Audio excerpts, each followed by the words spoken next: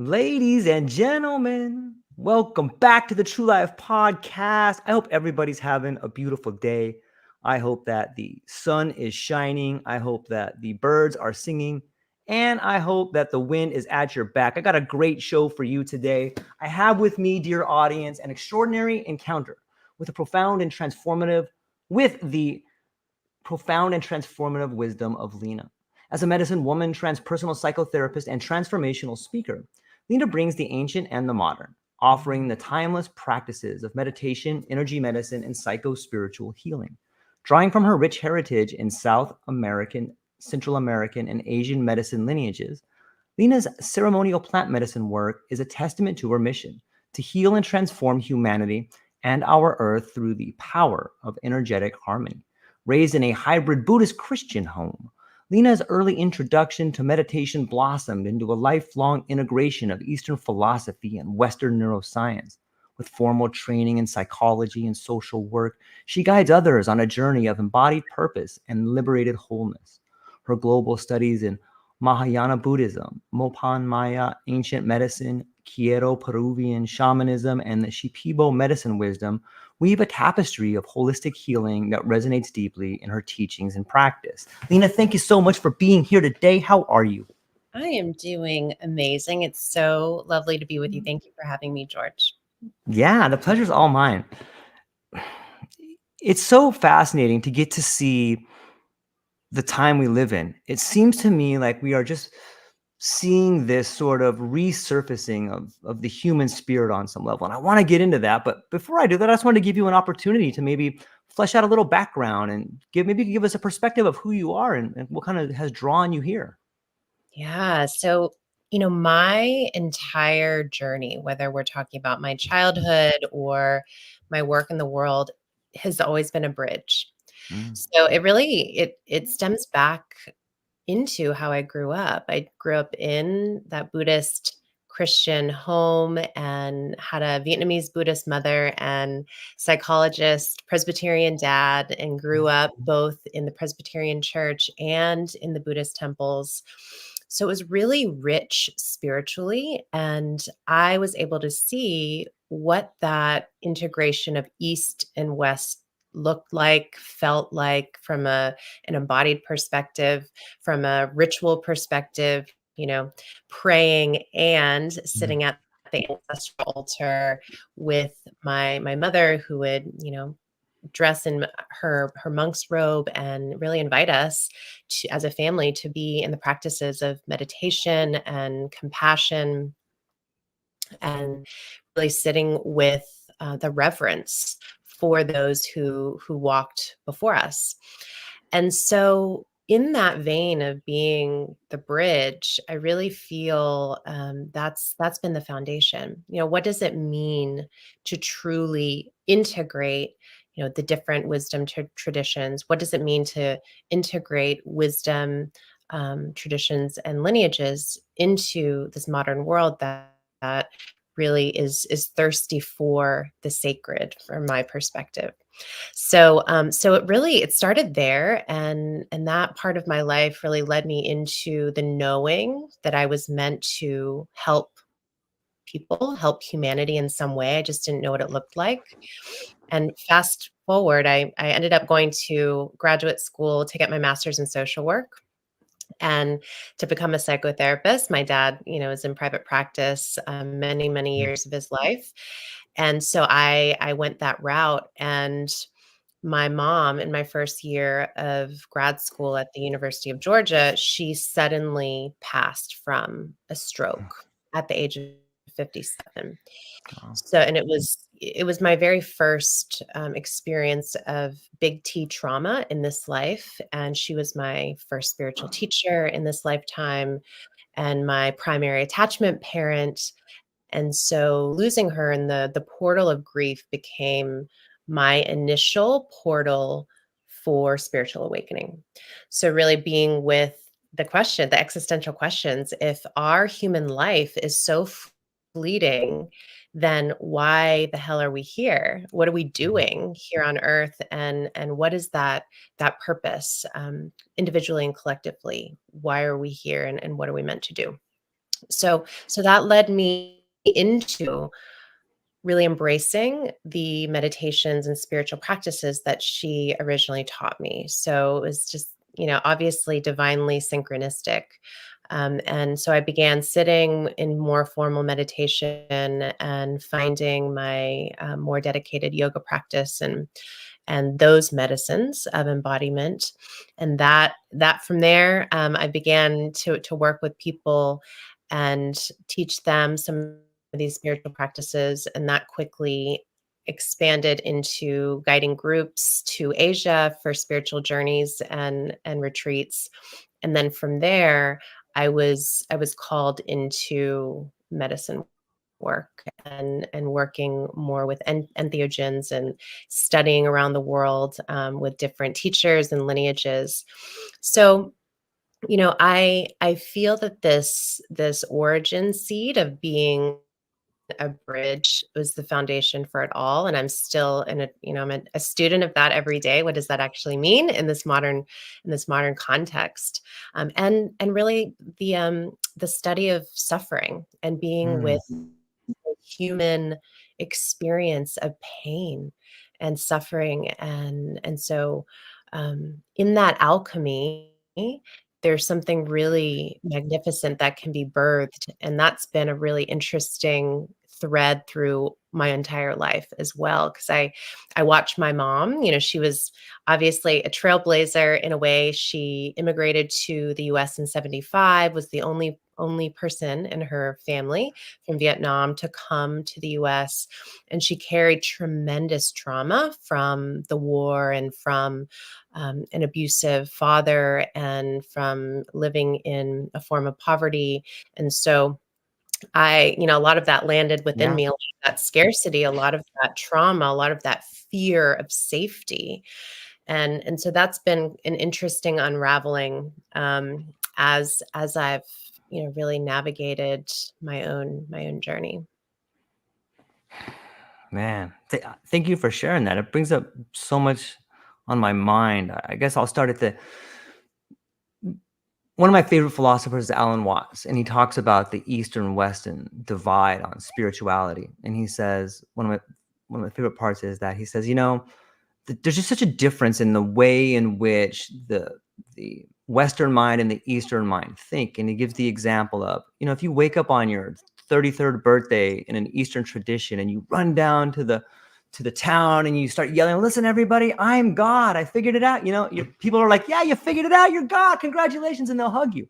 But if you do that in a Western society, they'll lock you up. You can't run down the street and be like, I'm God. People get really nervous when you do that.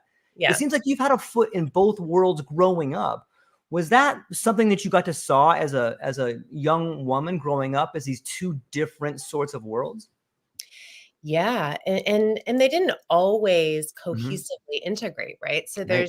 there's the rub of a collective culture versus an individualistic culture, right? So Right. there's that resistance. And so I saw both moments of what are the common denominators, right? So um give my dad credit.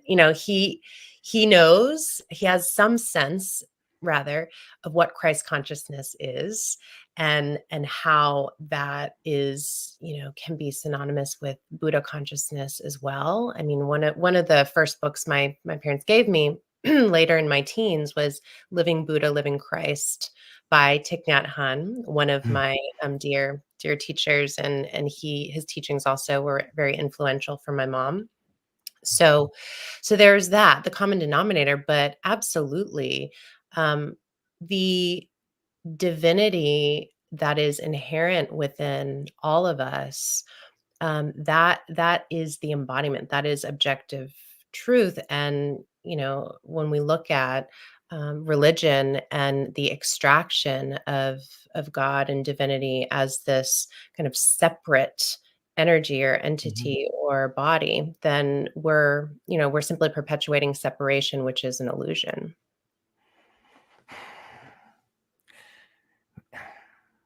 It's well said. It's it's so interesting, this idea of awareness and then altered states of awareness, and then coming to the conclusion for the first time that you're not alone and that you're part of everybody. Like, that is a really powerful time. And it's difficult to navigate for an individual, let alone someone trying to help people through that process. Maybe you can explain on some level, or at least in your opinion, like, what is it like to what was it like for you to come to the realization that you're part of the whole? And then on another dimension, what is it like to help people understand that they're part of the whole and actually see it happen? Because you can see it take over them in in the right state or right frame of mind or an alternate state of awareness. Maybe you could talk to that a little bit. Yeah, it's been it's been a process of disintegration. Let's just get real, Yeah. a lot of death, a lot Mm, of shedding, a lot of confronting, confronting, I can speak for myself as like my own laboratory, yeah. confronting the entrenched fears of survival, of death. So I fully believe, and this is true for me, and it's true for all of the clients and students I've had the honor of working with.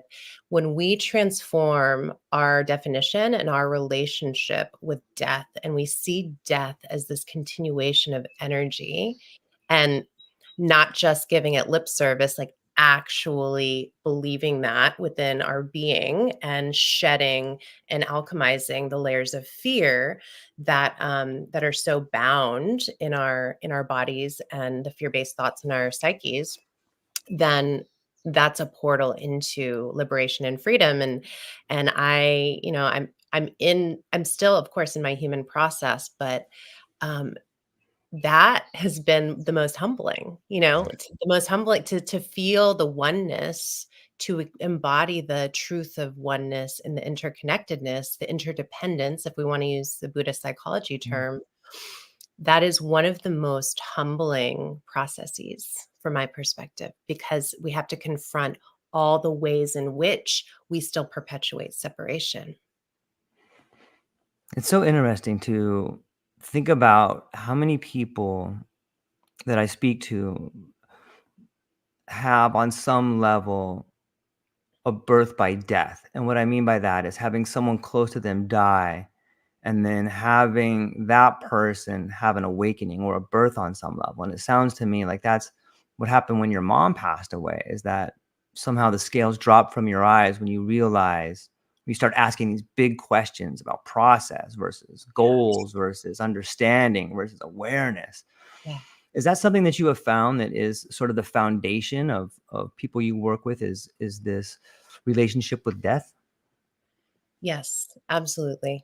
That is, the life, death, rebirth cycle, being a student of that becomes the pathway, to deeper healing, transformation, and liberation. And it takes just honestly quite a bit of resilience and fortitude and dedication, and willingness to see ourselves Mm. clearly, to see ourselves through the lens of being honest with who we are and where we are on our human journey. Because a big part of our purpose in being here is to feel the spectrum of emotion, what it means to be human. So that awareness piece that you speak about, George, is essential. And Yeah. and this is where the meditation comes in, and this is why I've been guided in my own work to I weave, I am an instrument of the healing work and the transformational work that moves through, and that Mm. touches on different lineages. So from my Buddhist foundation, the more yin side of medicine, being that external observer of our internal experience, becomes key, because we can objectify our thoughts, we can objectify currents of emotion, and go deeper into our understanding of what it means to constantly be in the state of recreation and evolution.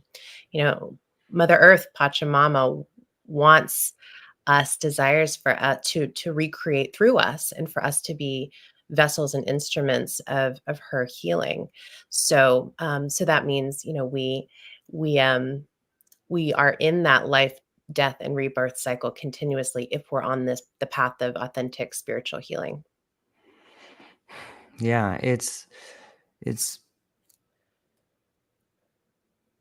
liberating to think of it as a process, like a process orientation instead of a goal orientation. When you think Right. of life as a goal, like I just got to get here, or if I get this, then I'll feel that. Like it's so mundane. I feel like it takes away our spiritual nature. And in some ways, do you think that, like, it seems like we're in an absence of spiritual nature until recently? It seems like this new re-emergence with this new sort of spiritual wave is filling a void that's been vacant for so long. Maybe that's just me talking, but what are your thoughts? Like, you travel around the world and you get to see different dimensions, you get to see different cultures, and I'm wondering, is there something similar? Is there a Ariadne thread that runs through this time that you can see in all the places that you travel that you could talk about?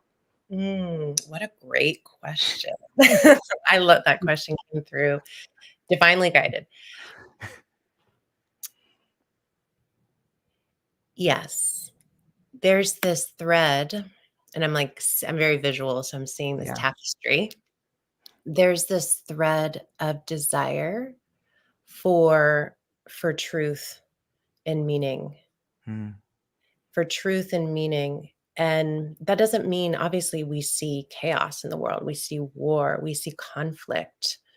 Um, but a part of that, not to get all the way down the rabbit hole of this, Yeah. but a part of that is to see the reality of the light and the darkness and to come into balance, right? Come into balance with the collective energy. And so what I see, whether I'm in Bali guiding a retreat or in Peru on a medicine journey with people, there's this soulful desire to find a sense of meaning and truth, which also touches on belonging. We all Mm. have this innate desire, this soulful need to belong. And when we touch our dharma, our soul's purpose, our gifts, like you're sharing your gift of the show, and holding space for people to share their wisdom and their stories, then we're touching on the light of truth, why we came, rather than being in the cog of the matrix, just in the paradigms of fear.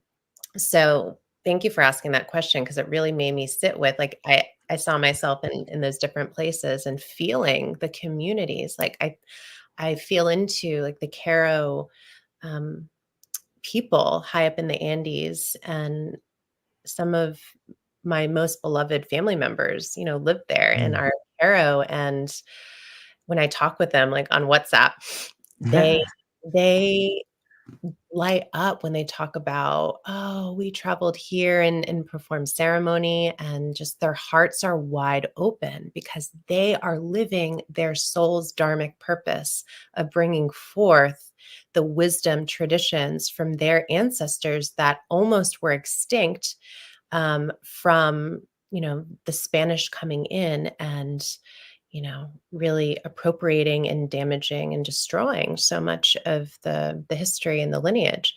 So, there's a lot there, but that sense of, going back to your question, that sense of belonging and meaning and truth, I feel, is a thread.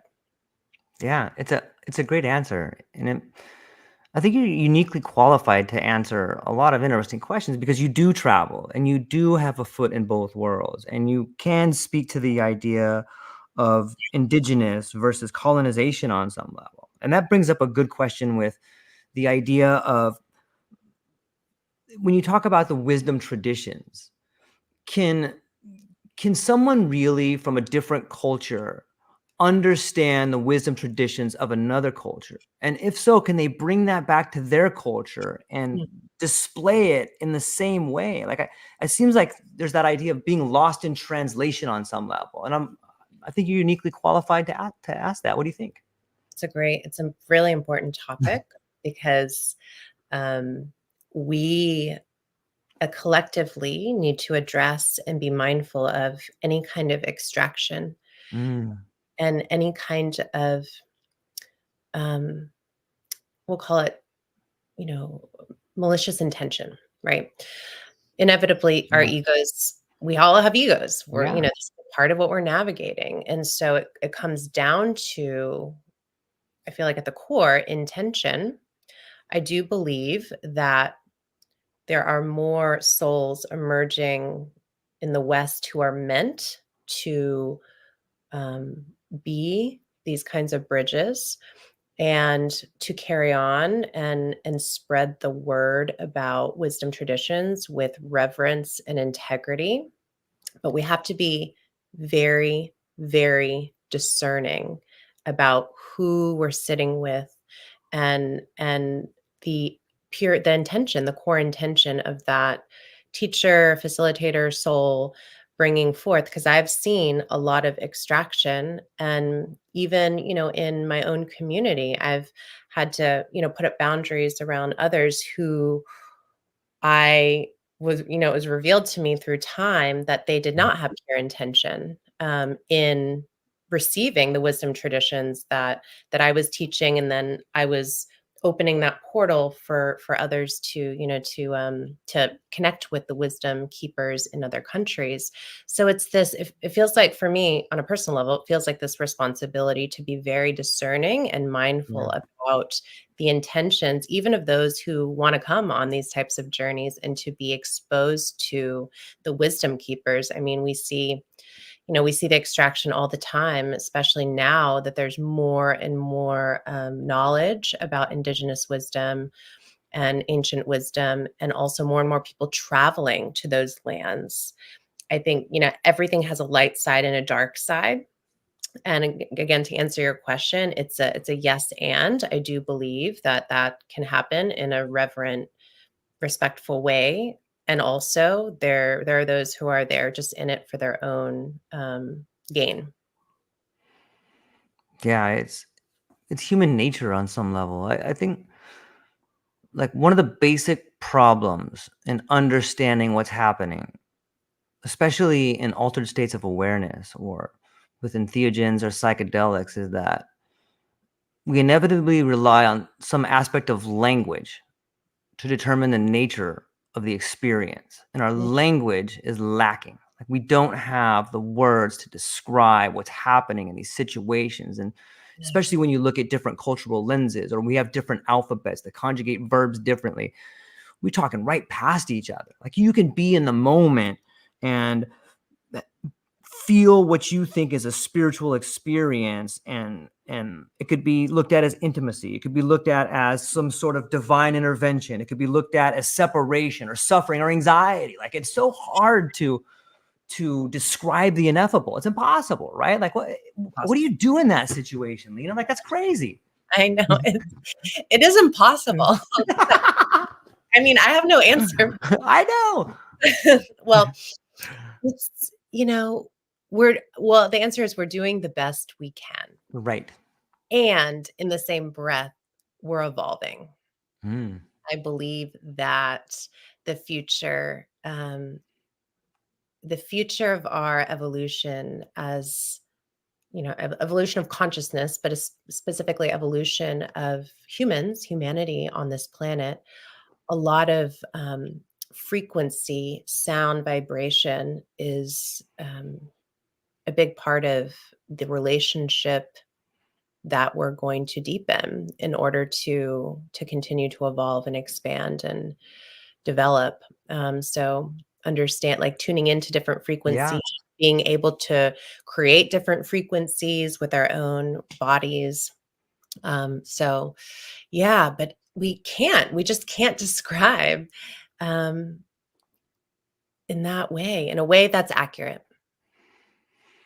Yeah, I'm hopeful when we talk about this evolution of consciousness, or we look at what's possible in the next 10, 20, or 100 years for the human condition. I'm hopeful that what we're seeing is an effective way to communicate meaning. I think that's been lacking for so long. Like, how do you really get someone to understand what you mean? So many wars, so many fights, and so many just breakups and heartache comes from two people that may want the same thing, but they don't know how to have a meaningful conversation about it, and they It's interesting to me. But do you think that there's sort of a confluence with what's happening now with the spoken word and maybe the visual world around us? It seems like we're broadening our ability to communicate on some level. And I think that entheogens and psychedelics are helping us evolve in that nature. What are your thoughts?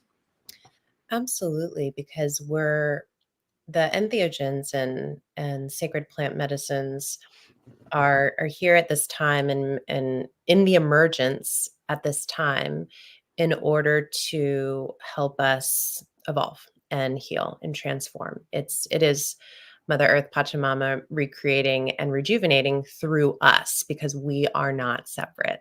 I say that again, we are not separate. And so that means we are here to, we're broadening the lens in which we're able to perceive truth. So, as a whole, as a collective, and again, everyone's on their own individual journey, but I'm talking about collective here, we're able to perceive the truth of the unseen more now than ever before, at least in modern times. And so there's that. And then with that comes our ability to practice wise speech, really say what we mean and be conscious. It's conscious communication. I agree. I feel, I'm really feeling one of my dear friends right now, Muskogee Creek elder Tom Blue Wolf, who's a dear friend, and he talks about if we just change the conversation, we change the world. And he says, it's just a lot of people having a bad conversation on earth. And so we need to change the narrative, change the conversation. And in indigenous cultures, there's certain words that don't exist. And he talks about if you haven't personally experienced it yourself firsthand, you're not allowed to talk about it. So if we could extract and release gossip and negative banter, then so much would shift. The frequency, the vibration of our planet would shift. So yeah, I absolutely agree. I feel like the communication is really evolving, refining, elevating, and becoming more conscious, meaning more in alignment with the soul and in alignment with truth. Yeah, it's well said. I got some more questions, but we have one from our audience right here. It says, "Hi, Lena. You were introduced to meditation as a young child in a hybrid Buddhist-Christian home. Can you share how this unique upbringing influenced your path and shaped to psycho-spiritual healing?" Yeah, thank you for your question. When I was a child, it was normalized for me to see ritual. It was normalized Mm, for me to experience what I call the sacred, the sense of energy, something so much greater than yourself, and that you're a part of that wholeness, that oneness. And so I would say that that normalization really became threaded through everything, especially as I moved more into psycho-spiritual healing. I like to say that meditation is my first medicine. It was my first spiritual practice. And through the portals of stillness and silence, that's where I really began knowing myself beyond the I, beyond the ego, self of expansiveness, of limitlessness, of energy, of soul. And that upbringing really taught me too, like no separation, right? I could have a dad who loved sports and going to church and was from the South, and a mom who was from Vietnam with completely different culture and practiced Buddhism and ate vegetarian food with the monks at the temple. I mean, it was a beautiful way to see how love transcends spiritual paths or religions. And so that level of connectedness and compassion and love is just it's in my DNA. It's in everything. The oneness And so that sense of oneness, love, compassion, again, birthed a great foundation for the psychospiritual work that I do. It's interesting to think about the East and the West and Buddhism and Christianity. And then you bring up DNA. It makes me think like the double helix. And then here you are, this bridge in the middle between them. It's interesting to take it from that angle. What was there?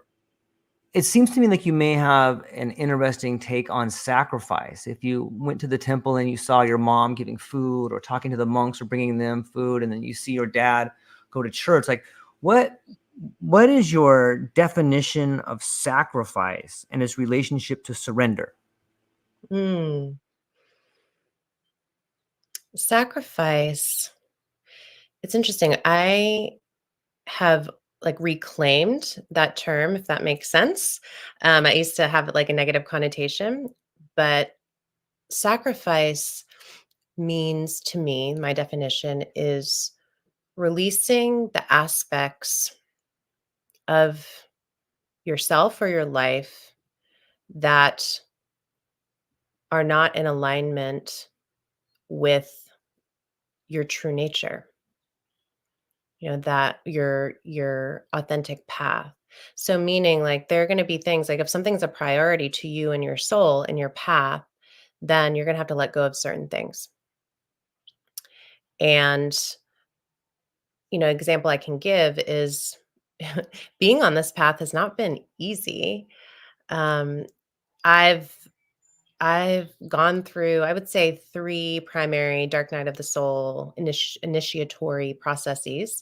And in a part of that, I was disconnected from my family of origin for some time, a handful of years, because they they literally thought I was going crazy. They thought I was being brainwashed and in a shamanic cult. They just could not wrap their minds around, you know, leaving a marriage that looked perfect on the outside, but was spiritually and emotionally vacant on the inside. They didn't understand my interest in, shamanic healing. It just, it didn't fit into the boxes that they had, the constructs that they had. So I would say, in my definition of sacrifice, I sacrificed those time, the relationships with those original family members, in service of my greater path and my soul's purpose. Now, I don't say that in a negative way. I say that that was a conscious choice, and I don't regret a moment of it. But we do sacrifice things on our journey, and to me that means really relinquishing or letting go of people, situations, parts of self in service of the greater good. Yeah, it's fascinating to think about the idea of sacrifice. When you look back on it, thank you for sharing. I know it's a personal story. I appreciate that. Do you feel sometimes the nature of sacrifice changes when you look back at it? Like if I've been in relationships where I felt like I was sacrificing by leaving. But then when I look back at it, I realized I was sacrificing by being in it. Like I really was sacrificing my true nature of who I am. And then it becomes like a growth experience. Have you noticed that as well? Yes, absolutely. Yeah, it's and we can look at it from the different perspectives, which I love that you brought that in. I think about, for example, thinking about my first marriage, I was sacrificing my truth. I was sacrificing um, you know, a more authentic way of being in service of the illusion Mm. of comfort, right? Like being liked by my community, by my family of origin, because it fit into their paradigm of what was successful or what was, desirable. And so we sacrifice things in different ways, both, if we're looking at like the lens of our spiritual growth and expansion, if that's our focal point and our priority, we sacrifice things that we have to let go of. And then on the other hand, if we're in any space of self-betrayal, right? In a job or relationship or situation that is not in alignment with your soul, then you're sacrificing parts of your authentic self. So we can look at that word sacrifice in different ways.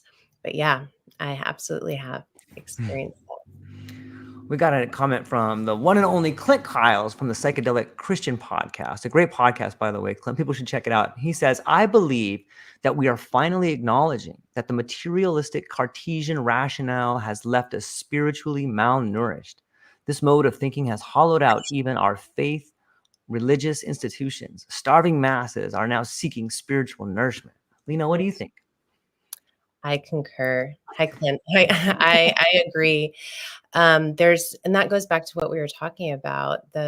There's this thirst for the sacred. There's this thirst for truth, right? And it's, that's just going to grow and expand. And I feel that conversations like this and I, Clint, and the work that you're doing, it's essential. I mean, it is spiritual nourishment. That's a perfect term to use, I would say. Yeah, and he touches on so much like the Cartesian materialism, and is it ever difficult? I know that when I travel, I used to live in Mexico when I was younger, and it was so interesting to get to live down in a part of the world that was without all the material comforts that I had. And I felt like an outsider on some level, and I was. But it's just interesting to get to be submersed in a culture and realize where you come from.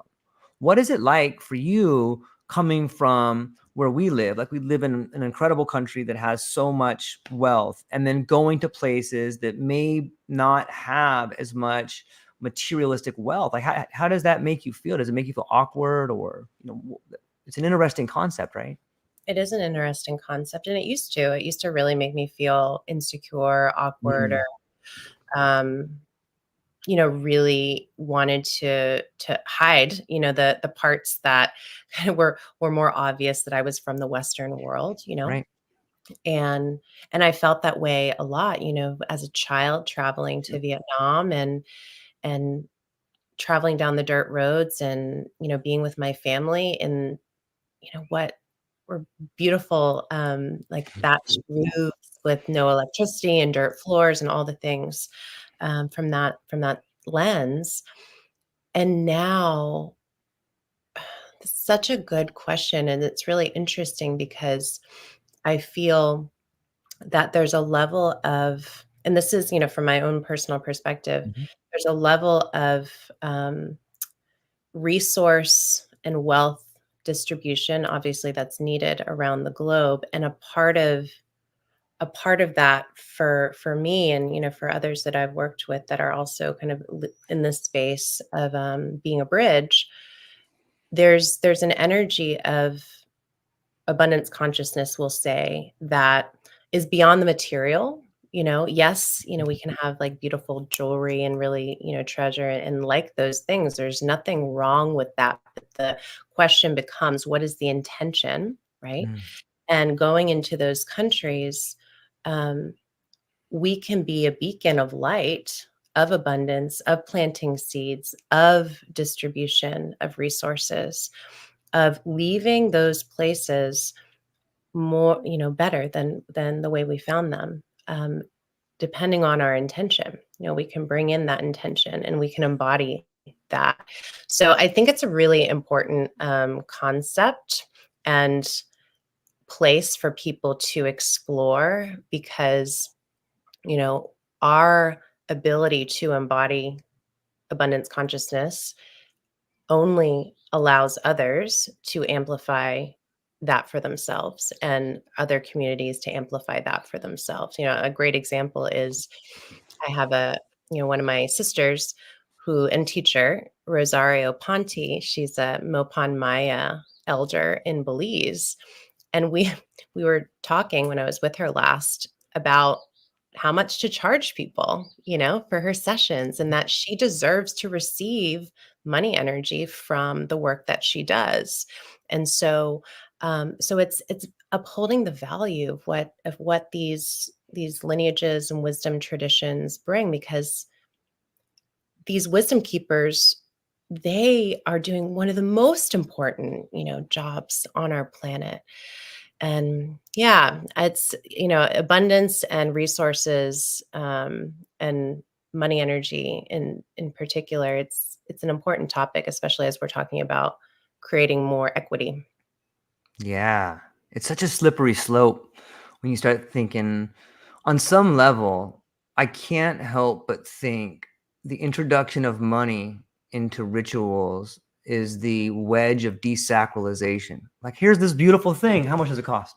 You know what I mean? Like, as soon as you introduce this transaction between it, it's like, what the fuck are we doing? What are we doing here? You like, I understand needing to transfer resources on some level, but it seems that like the idea of introducing money into it, and you can't get around it. Like, there's no way to get around it, but introducing money into it seems to be desacralization on some level. Is that too negative?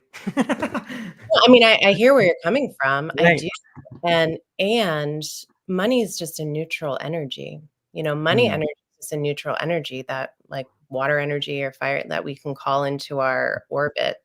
And I think the exploration of mm, our relationship with money energy is kind of the deeper root of it. yeah. But um you the value, we put value on it, and it's important. It is such a slippery slope because, people deserve to live abundant lives and to take care of their families and to take care of their communities. Right. And also, we don't want rituals and sacred practice to be just for those who can pay a certain amount, right? So, Right. so there's an access, um, issue and topic there too. So it's again, I think it's important to talk about it openly. But from a personal perspective, one of my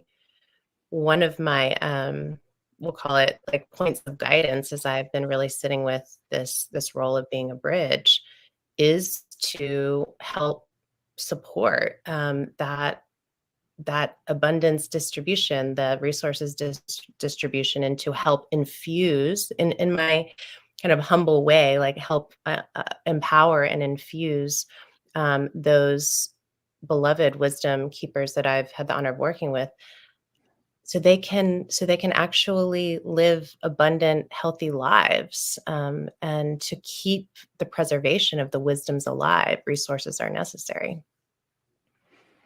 Yeah.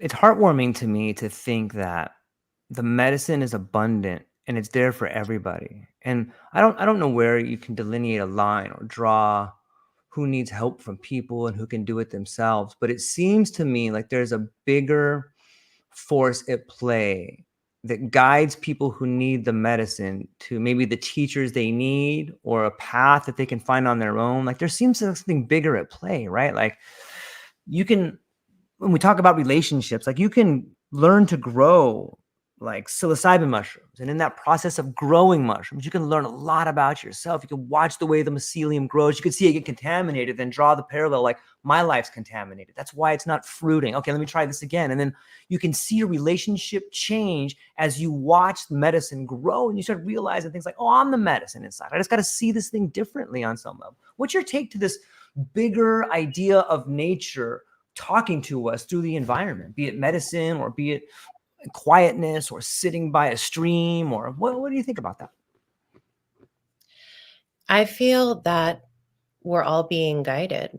We're all being guided to our own relationship with medicine, earth medicines, whether we're Okay. talking about entheogens or not. Entheogens are not for everybody, and that's important because, again, rather than being in like consumption culture Mm. where we're saying microdosing is for everybody, or ayahuasca ceremonies are for everybody, that's just not true. So this is an inside out process of intuitive knowing and guidance versus allowing external forces to tell you what you need. And and to your point, that that is it. We are the medicine, as Maria Sabina shared, and her legacy lives on. And we have to remember that, and this is why this has been interesting to really be with medicine work in the West, because the paradigm, sacred medicine stewardship and Western culture, the paradigms are at odds in different ways. We're talking about, capitalism and consumption culture and extraction culture. And we're talking about, collective consciousness and sacred medicine lineage. It just, this is where we have to be careful and mindful. And, we're doing our best to try to be in that, but it's challenging because systems take a while to evolve and change. But yes, I would suggest, for those tuning in, listen to your intuition. Medicine is within you. You are the medicine. Sitting by a stream or learning how to grow your own mushrooms, that is a profound teacher. And Pachamama, Mother Earth, is our greatest teacher of oneness, of unity consciousness that we're just remembering together.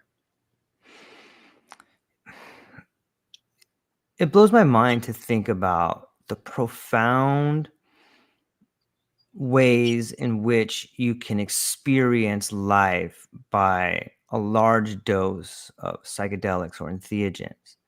It can fundamentally shift how you see yourself in the world. It can change the way you see all your relationships. And that can be both liberating and frightening. Mircea Eliade talks about the terror before the sacred. And if you find yourself in this position where all your preconceived notions about self and relationships are wiped away, and for a moment you believe you're God, like it's sacred and profane at the same time, right? Mm-hmm. It's clear to me to see how dangerous yet dangerously beautiful that situation is. What do you do, Lena? Like have you found yourself there? And what do you do if you're there with somebody who's in that situation? Like, that seems like you better be ready. Like, craziness can happen in there, right? Oh, it's wild. It's I mean, mind blown. It's just, Yes, on all yeah, levels. on all levels. So yes, I've experienced those moments of pure oneness and divinity and just ecstasy bliss. Mm. And I've worked with clients who have also touched that space.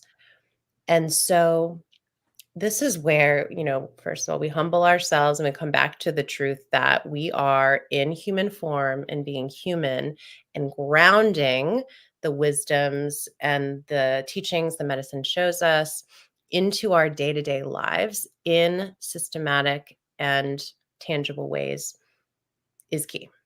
Mm. So humility and working with any awareness around the ego identifying with, we'll call it God consciousness, and any inkling of tendency for superiority, and creating separation. So I think those are some like places where we can cultivate awareness. Where is my ego creating separation? Where is my ego creating superiority?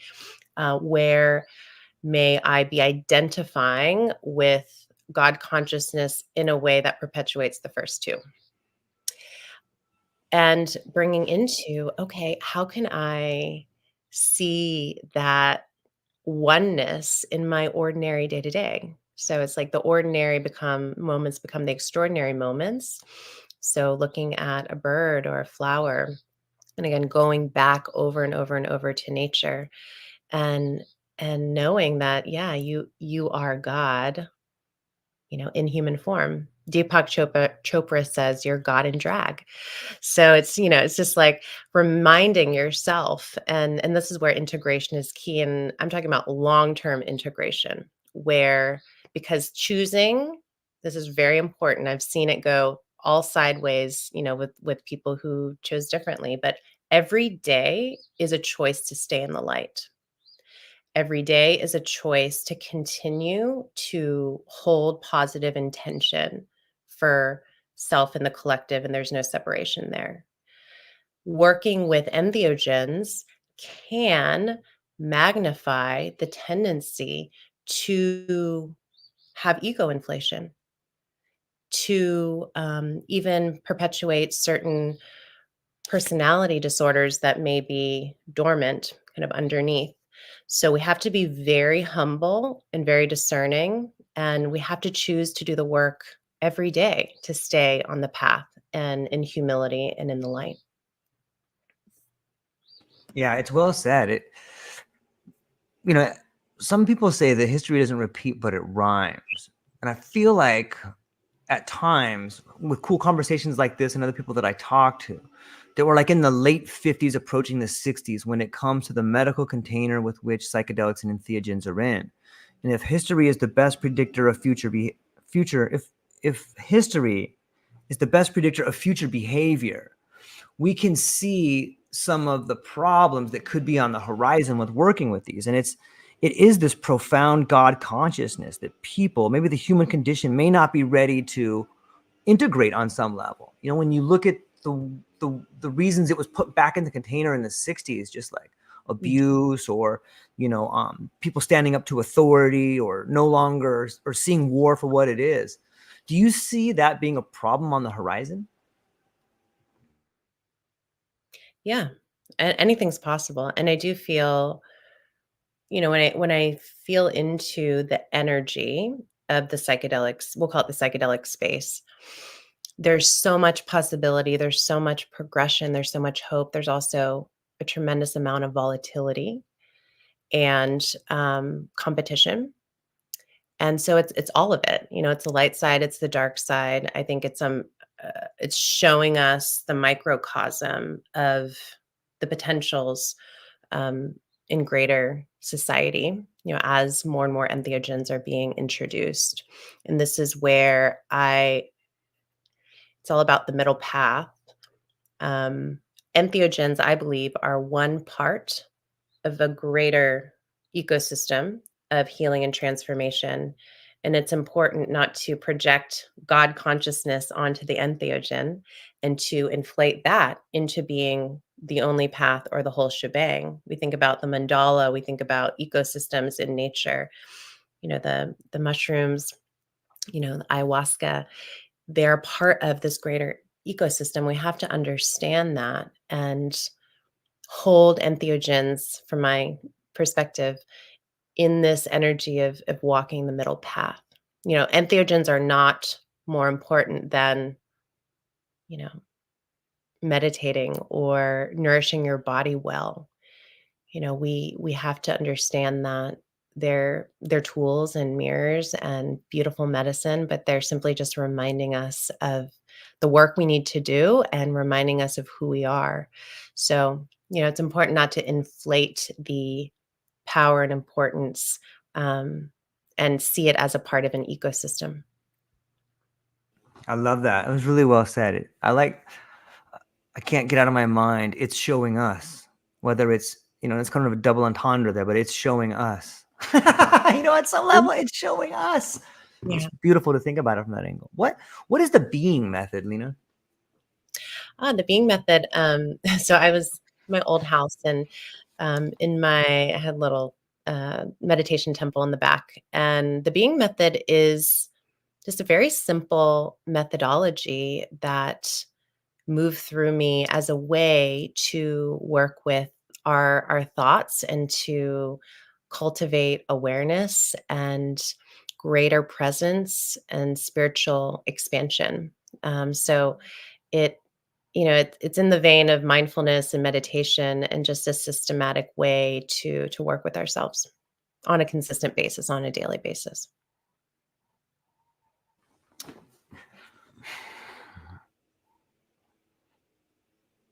What do you think are some of the biggest lessons you've learned since you've begun going out and helping people?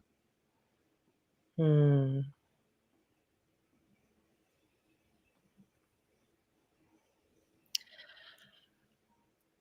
That first is that we are so much more alike than we are different. We are so much more alike than we are different. We all yearn for the same things. We all yearn for love and belonging and connection. And we all yearn to find a sense of meaning and purpose in this life. And if we can focus our awareness on those common denominators, we can heal so much of what creates separation. So that's huge. And no matter what culture, no matter where the person comes from, that is, that comes up right away as you answer the question. Another thing is that everyone's path, everyone's journey is their own responsibility. And the reason I say that is, I was very aware in my journey of helping people. I became very aware of the ways in which my heart and my desire to help others perhaps took too much responsibility for their outcome. Mm. And this is where, as a facilitator, a healer, a practitioner, a therapist, a coach, we must consistently give the power back to the person, because there is their choice to do the inner work. We can be the guiding light, we can be the sacred guide and the container holder, but it's their responsibility to do the work and to stay in the light and to choose to choose to change and evolve every day. That is their responsibility. And I think about even like my mom's death. She died from a stroke, from stress, from trauma. And that was her path. For so long, I, had all the thoughts of, perhaps I could have done something differently. Did I cause her too much stress? Like all of the things.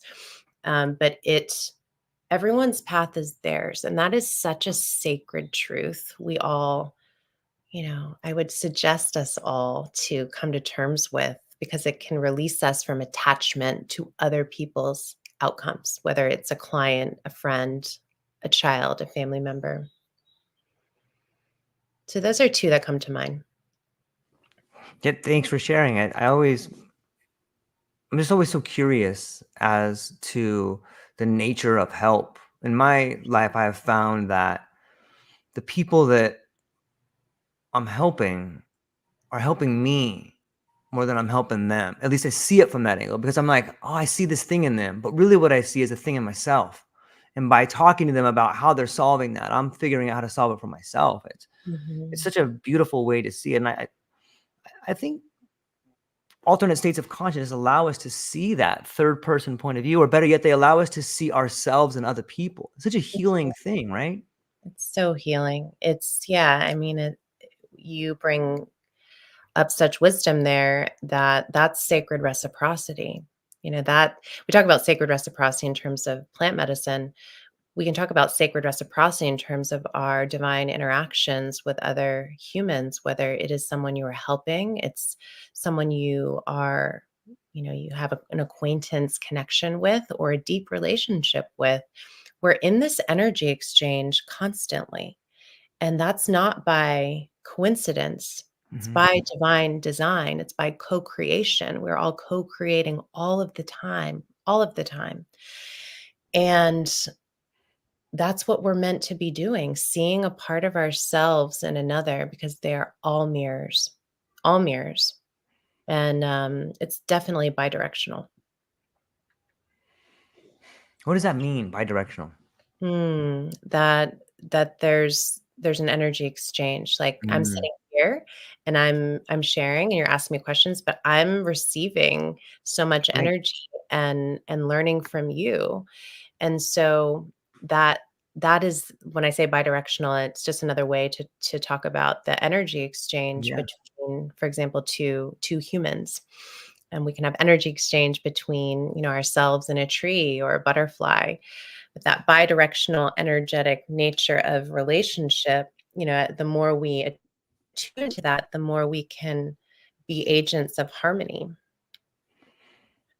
Yeah. I like that.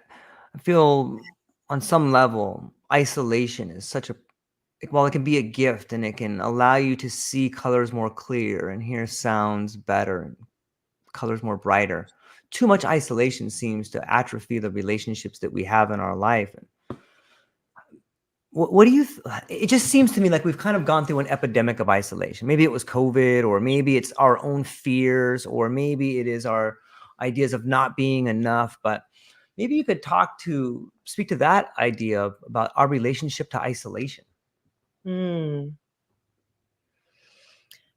I feel we need on our path of evolution, we need periods of isolation. Mm, I know I've experienced them in different ways, being isolated from my family of origin, being isolated just, you know, because I chose to be, because I needed to really integrate some deep lessons. Because it's the isolation that allows us to reclaim, I feel, a sense of sovereignty, mm, that our sovereign nature, our essential power, our vibration, our frequency, and our self, beyond identifying with our roles, beyond identifying with the external world in various ways. So, of course, there are different forms of isolation. We can be around people all the time and feel isolated. And everything contains its opposite. So, isolation also teaches us that we're a part of the whole. So, if anyone is feeling isolated or lonely, I think they're different things, subtly different. It also teaches us that the opposite is always true. The opposite is always true. And in order to experience the embodiment of true, authentic wholeness, we must experience the polarities.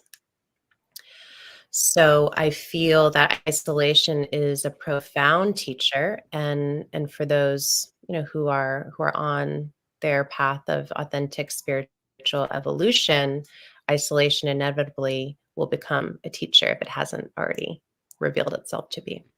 mm. It's well said. It's an interesting thought experiment to do, to think about isolation. Spend some time in an isolation tank and think about relationships. Lena, if what does it look like? Let's say that a student like finds you, they talk to you and they want to work with you. Can you run us through like how do you build a relationship with someone? What does that look like that might want to learn from you?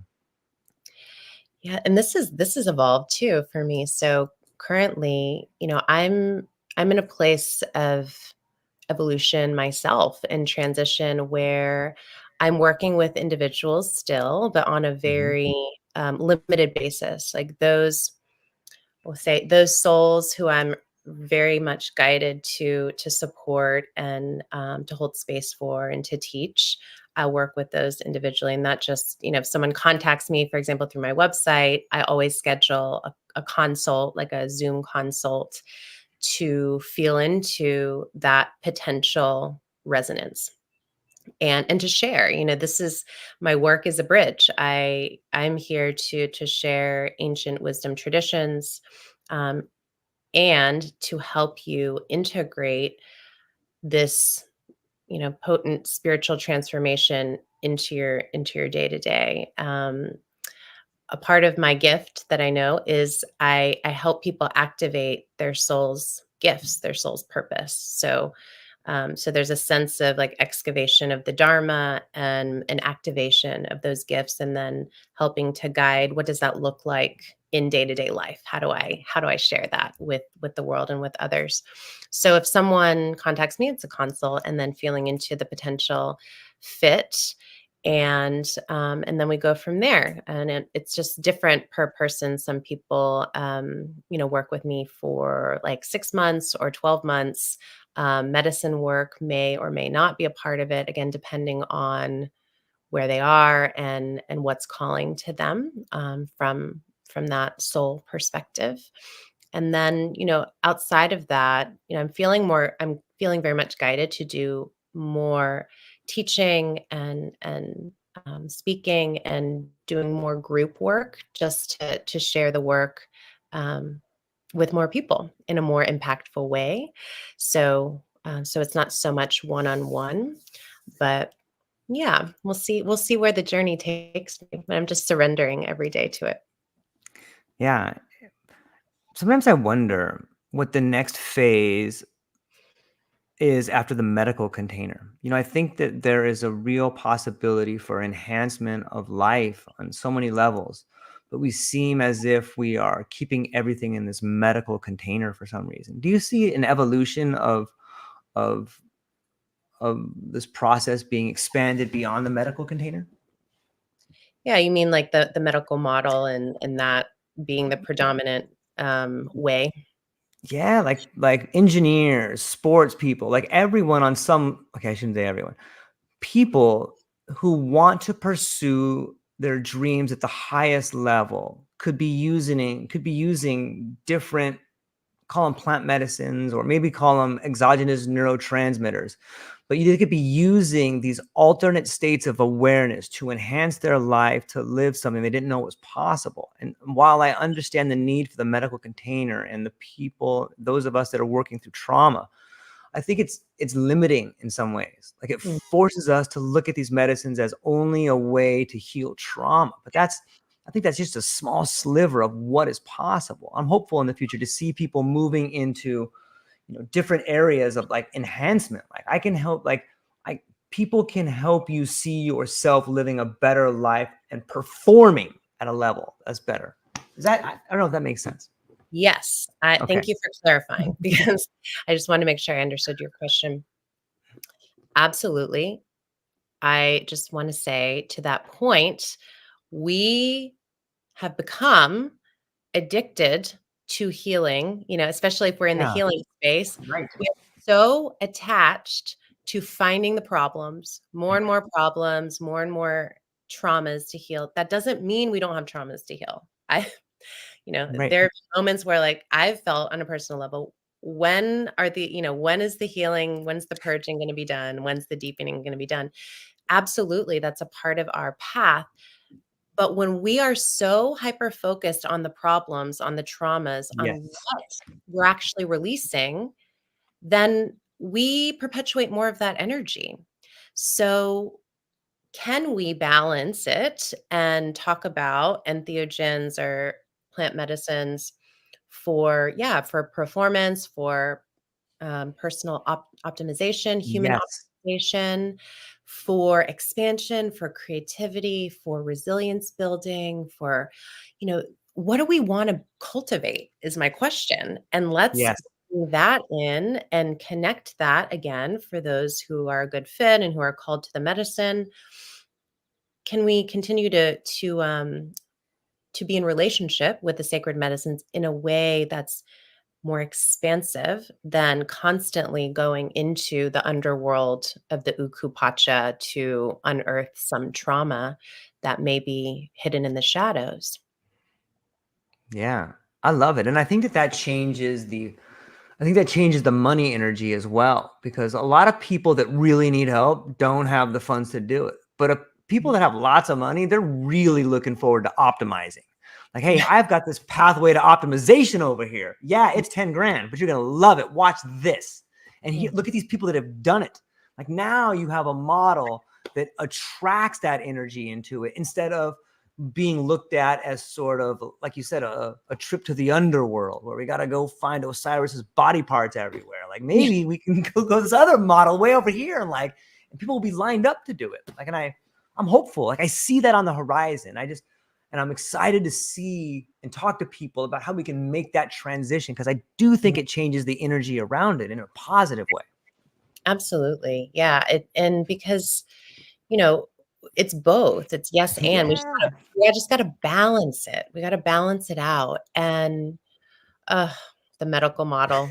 I could well, George, that's a whole nother because when someone internalizes the definition and the identification with a Yeah. diagnosis, that can change the whole trajectory of their life.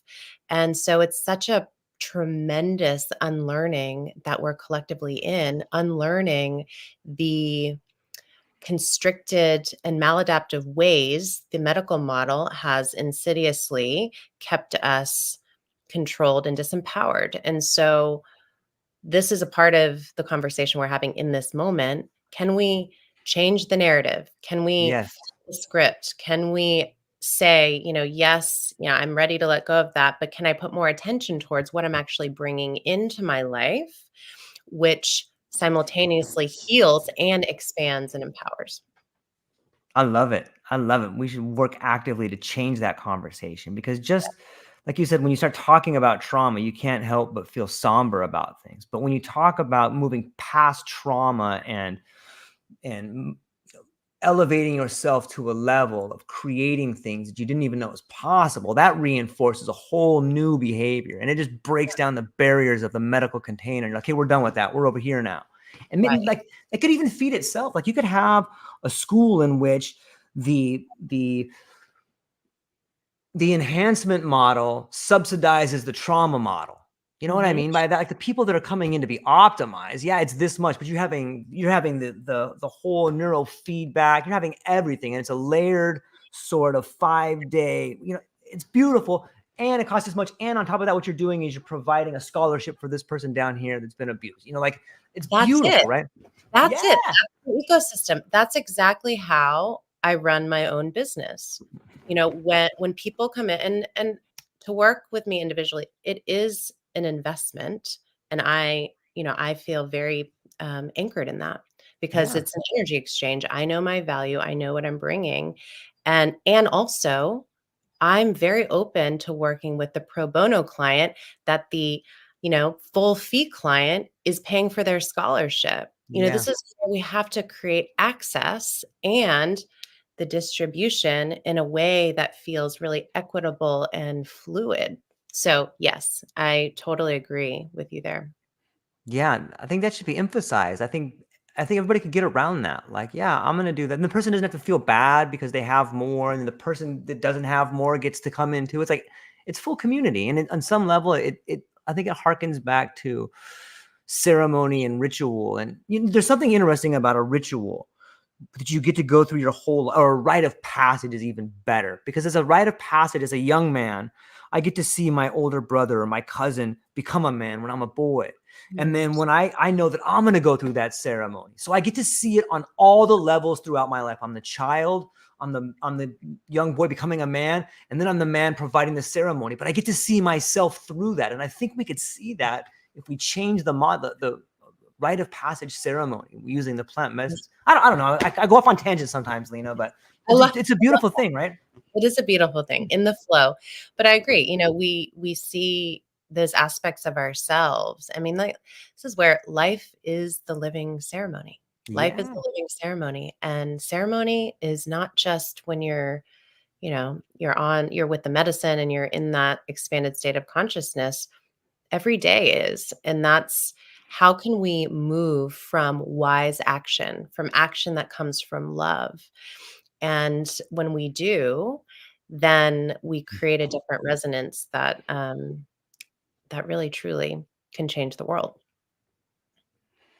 Yeah, I think that's where we are. I think we are on the cusp of incredible change in our personal lives and in society, and that we all have a role to play by becoming the best versions of ourselves. And I took you way past the hour mark. Apologize for that, but I'm so thankful to get to hang out with you and talk to you. It was a great conversation. But before I let you go, where can people find you? What do you have coming up, and what are you excited about?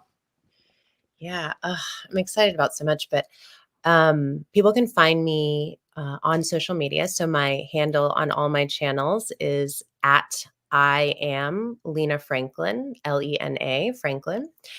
And I'm excited about the the interconnected capacity of all of us to be in community together to truly create a new earth and to create change, like sustainable change for our planet that so desperately needs needs us, to continue this elevation expansion. And a part of what I'm excited this year to be offering is our annual Expand Peru trip, which is a journey back home to the wisdom keepers that are my family. Caro, my Shipibo teacher and brother, Maestro Pablo, will be a part of this journey. So it's a spiritual initiation journey through the Sacred Valley. So all of those beautiful teachers will be traveling with us the entire time through the Sacred Valley. And those who join will be receiving initiations and ceremonies, the rites of the Munai Ki, and there is an optional ayahuasca ceremony. So it's a life-changing trip. It's it really very much speaks to that bridge of the eagle condor, the north and the south, the east and the west, and connection to these wisdom traditions. So I invite, whoever's called, would love to have you. And that's September 21st through 29th. So that's on the horizon. And then beyond that, just, continuing to have fun on this human journey. Let's enjoy it. Yeah, you get to go around. You're going around right now. You should enjoy the moment and understand it and hopefully find some love in it. So we'll hang on briefly afterwards. I want to talk to you just shortly for a few things. But ladies and gentlemen, I hope you have a beautiful day. I hope that you realize you are the miracle and that something beautiful is probably getting ready to happen to you right about now. So that's all we got for today, ladies and gentlemen. Aloha.